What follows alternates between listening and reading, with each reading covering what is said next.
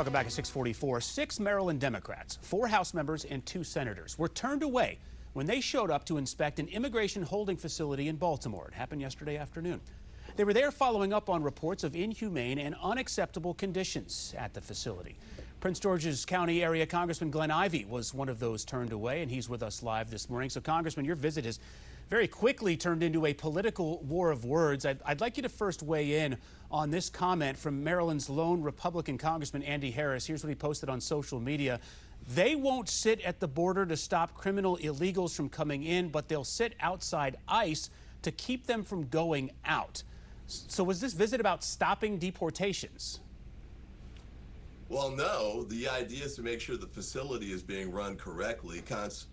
The Constitution gives Congress an obligation to make sure that American tax dollars are being spent wisely.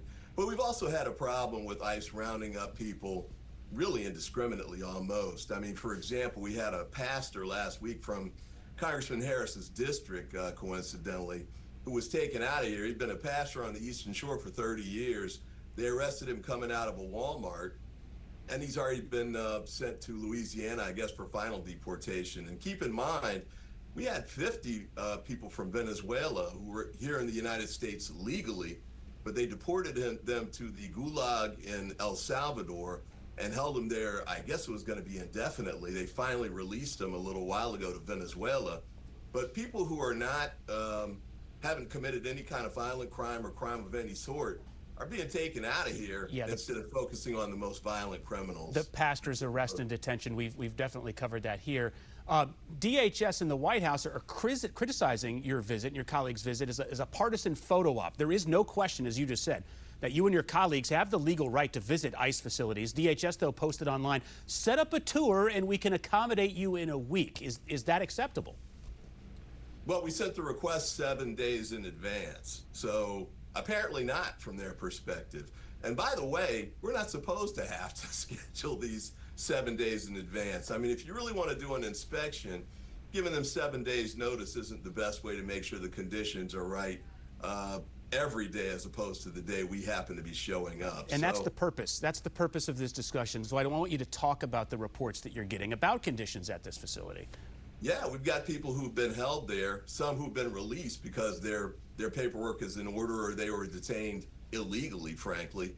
That, you know, they're not getting food, they don't have places to sleep appropriately, hygiene's not being taken care of. Basic things and accommodations that need to be in place, regardless of whether these people are here legally or not, are not being taken care of. At least that's what we're being told. So the idea is sunlight is the best disinfectant. Let us go see, have transparency, and if there's accountability that needs to be taken care of, let us do that. But, you know, stop hiding the ball, open the doors, don't stonewall us, let us in so we can see for ourselves. Last question, Congressman. Why is this important to you and your constituents? How is the arrest and potential deportation of illegal or undocumented people living in Prince George's County affecting the county and its legal residents? Well, frankly, it seems to be racial profiling. They seem to be rounding up people who are or look Latino and putting them through this ICE detention process, which I think is unconstitutional, illegal. But they won't, you know, sort of rein themselves in. There are courts that are requiring them to do that. One in California just a few weeks ago explicitly said they need to get their act together on this stuff and follow the Constitution.